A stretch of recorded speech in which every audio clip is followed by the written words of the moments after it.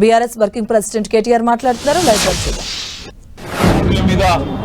ఆనాడు తనకు అప్పుడున్న పార్టీ ద్వారా సంక్రమించిన డిప్యూటీ స్పీకర్ పదవికి, శాసన సభ్యత్వానికి, అట్లాగే పార్టీలోని రాష్ట్ర బాధ్యతలకు అన్నిటికీ కూడా గుడ్ బై చెప్పి తెలంగాణ రాష్ట్రం ఏర్పడితేనే ఒక స్వీయ రాజకీయ శక్తిగా తెలంగాణ ప్రజలు ఎదిగితేనే ఈ ప్రాంత సమస్యలకి చరమగీతం పాడొచ్చు, శాశ్వతంగా ఈ ప్రాంతం గతంలో ఏదైతే సిరి సంపదలతో తొలతూగిందో అట్లా మళ్ళీ ఉద్భవించవచ్చు అనే ఆలోచనతో పెద్దలు కేసీఆర్ గారు ఆనాడు 25 వసంతాల కిందట పార్టీని ఏర్పాటు చేసి కొండా లక్ష్మణ్ బాపూజీ గారు ఇచ్చిన ఆశ్రయం జలదృశ్యంలో జెండా ఎత్తిన విషయం మీకు తెలుసు. మరి 25 సంవత్సరాల్లో ఒక అరుదైన చరిత్ర కలిగిన పార్టీ బీఆర్ఎస్ పార్టీ. మొదటి 14 ఏళ్లు తన పోరాటంతో తెలంగాణ ప్రజలను ఐక్యం చేసి తెలంగాణ జాతిని మొత్తంగా ఎక్కడికక్కడ లక్షల సంఖ్యలో సమీకరిస్తూ వారికి తెలంగాణ రాష్ట్ర ఏర్పాటు ఆవశ్యకతను బోధిస్తూ అంబేద్కర్ గారు చెప్పిన విధంగా బోధించు, సమీకరించు, పోరాడు అన్నట్టుగా అడుగడుగున పోరాటాలు చేస్తూ ఢిల్లీ మెడలు వంచిన పార్టీ ఈ గులాబీ జెండా పార్టీ, ఈ బీఆర్ఎస్ పార్టీ. 10 ఏళ్ల పాటు ప్రజలు అధికారం ఇస్తే మరి ఒక బాధ్యతగా భావించి రాష్ట్రం సాధించిన పార్టీకే ప్రజలు బాధ్యతనివ్వడాన్ని ఒక గౌరవంగా భావించి రాష్ట్రాన్ని అగ్రభాగాన 10 ఏళ్ల తన పరిపాలనలో నిలబెట్టిన నాయకుడు మహానాయకుడు కేసీఆర్ గారు. అట్లా నడిపిన పార్టీ బీఆర్ఎస్ పార్టీ. అదేవిధంగా గత 2.5 సంవత్సరాలుగా ఈ దుర్మార్గ అరాచక పాలనకు వ్యతిరేకంగా తెలంగాణలోని కోట్లాది మంది అణగారిన వర్గాల తరపున, అణగారిన ప్రజల తరపున ఇవాళ వారి గొంతుకై నిలుస్తున్నది బీఆర్ఎస్ పార్టీ.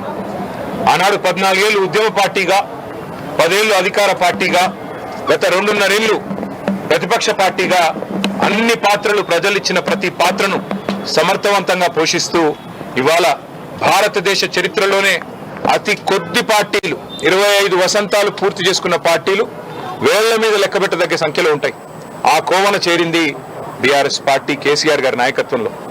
మళ్ళీ ఒకసారి ఈరోజు పునరంకితం అవుతున్నాం.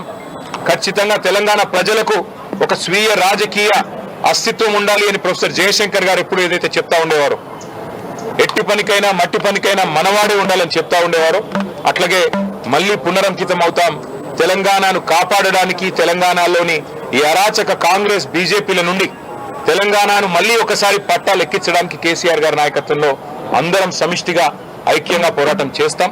తప్పకుండా 2028వ సంవత్సరంలో తిరిగి మళ్ళీ తెలంగాణ రాష్ట్రానికి కేసీఆర్ గారిని ముఖ్యమంత్రి చేసేదాకా మేమందరం కూడా ఆయన సైనికులుగా, తెలంగాణ ప్రజల ప్రతినిధులుగా, తెలంగాణ బలంగా, బలగంగా, తెలంగాణ దళంగా కలిసికట్టుగా కదం తొక్కుతాం. తప్పకుండా తెలంగాణకి మళ్ళీ ఒకసారి పునరంకితం అవుతాం. ఈ పవిత్ర రోజున, పార్టీ ఆవిర్భవించిన ఈ పవిత్ర రోజున, 25 వసంతాలు పూర్తి చేసుకున్న ఈ రోజున తప్పకుండా మాకు మరింత ఉత్సాహం, మరింత ఉత్తేజం ఇవ్వడానికి మా నాయకుడు కేసీఆర్ గారు ఇప్పుడు మధ్యాహ్నం 2 గంటలకి రాబోతా ఉన్నారు.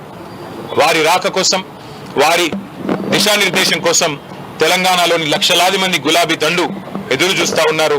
ఈ సందర్భంగా వారికి కూడా నేను హృదయపూర్వకంగా 25 ఏళ్లుగా ఎత్తిన జెండా దించకుండా పోరాడుతున్న ప్రతి కార్యకర్తకి, ప్రతి నాయకుడికి, ప్రతి అభిమానికి, ప్రతి కేసీఆర్ సోదరుడికి, సోదరికి, సోషల్ మీడియాలో కూడా మా తరపున ఉధృతంగా పనిచేస్తున్న సోషల్ మీడియా వారియర్లకు, మాకు అండగా నిలబడ్డ జర్నలిస్టు మిత్రులకు, కవులు, కళాకారులకు, ఉద్యమంలో మొదటి నుండి ఆయువు పట్టుగా నిలిచిన మా విద్యార్థి సోదరులకు, అట్లాగే తెలంగాణ సాధనలో కీలకంగా పనిచేసిన ఉద్యోగులకి, అట్లాగే తెలంగాణ సాధనలో కీలకంగా పనిచేసిన మా న్యాయవాద మిత్రులకి, ప్రతి వర్గానికి, సబ్బండ వర్గాలకు, సకల జనులకు శిరస్సు వంచి ఇవాళ తెలంగాణ సాధనకు తోడ్పడ్డ ప్రతి ఒక్కరికి, కేసీఆర్ గారితో నడిచిన ప్రతి ఒక్కరికి హృదయపూర్వక వినమ్ర ధన్యవాదాలు తెలియజేసుకుంటూ ఈ సందర్భంగా మళ్ళీ పునరంకితం అవుతూ పునరుత్తేజంతో ముందుకు పోతామని తెలియజేస్తాం.